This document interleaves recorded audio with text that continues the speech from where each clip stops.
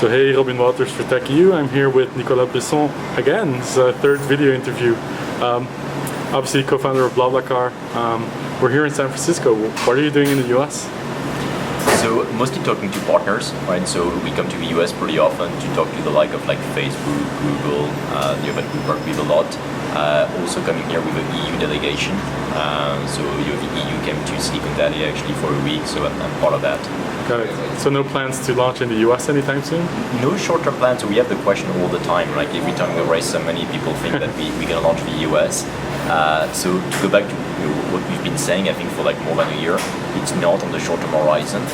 The reality is we see enormous traction right now in emerging markets. So recently we launched India, we launched Turkey, we launched Russia. The most recent was Mexico. And today we see like phenomenal traction in these markets. And most of the funding is actually going to go toward expanding those markets and launching new countries. So we have Brazil in the pipe for maybe early December. And then we look to Asia actually for 2016 and onwards. Got it. Where are you seeing the fastest growth? So today, maybe the most amazing country we have in the BlaBlaCar world, we have 19 countries, is Russia. Russia has been sort of an outlier in terms of like market penetration.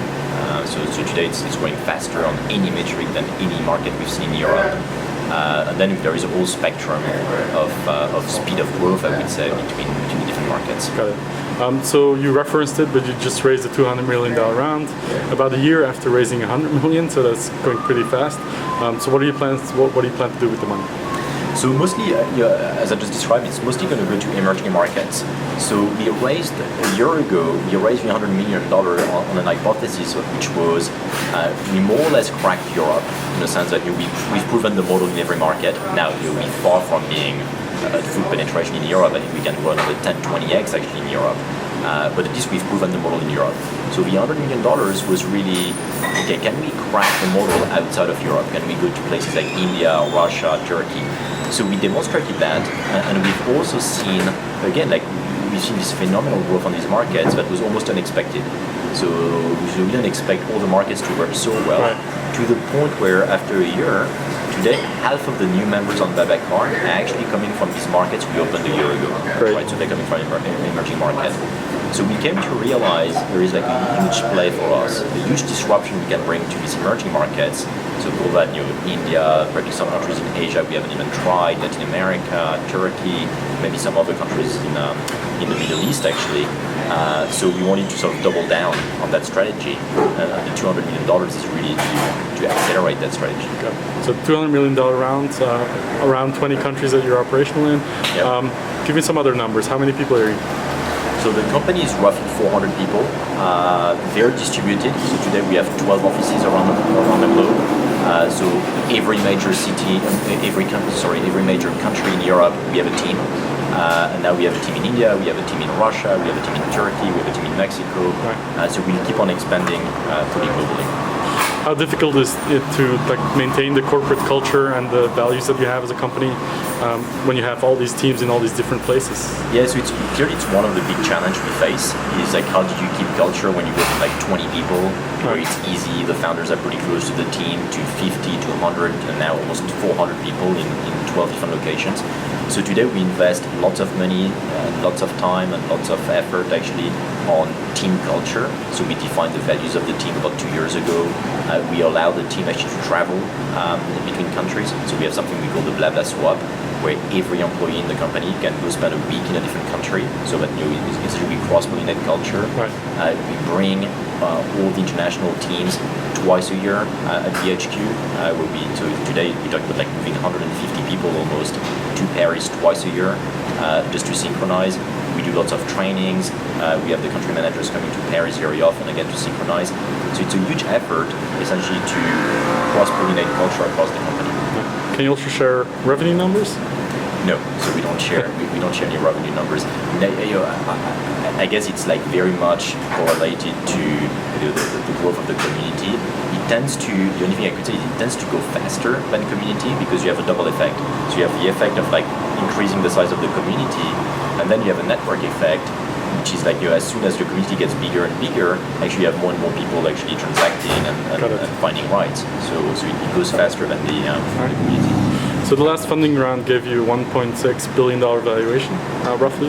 Yeah. So that gives you unicorn status. Is that important to you? Not really. I mean, the valuation and being like above or below 1 billion is, it doesn't really matter.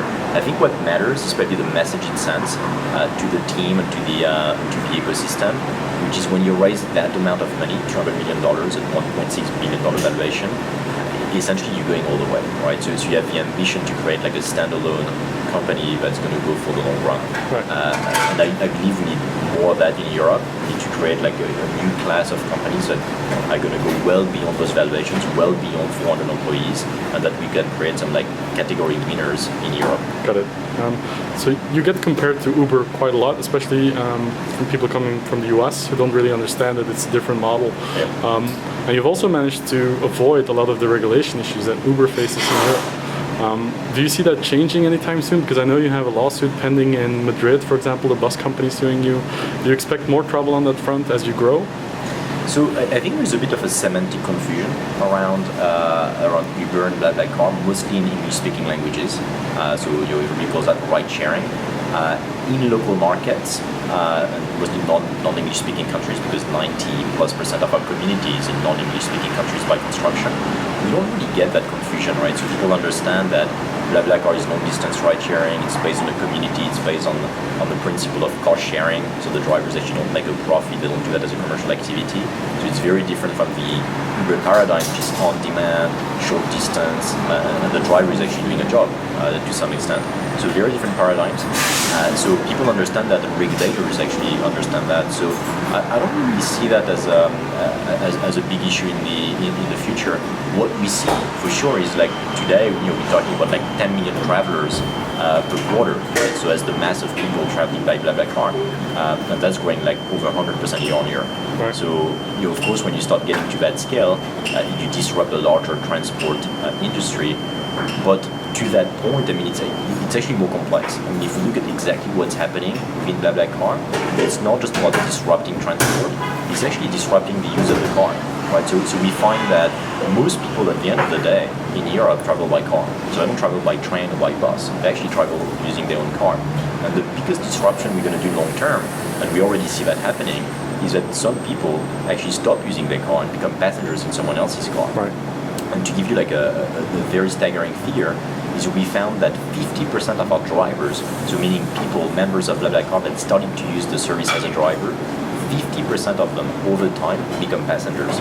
Wow. So actually, those actually don't come from any other means of transport. They come from a car, and then they come from driving a car to being a passenger in a car.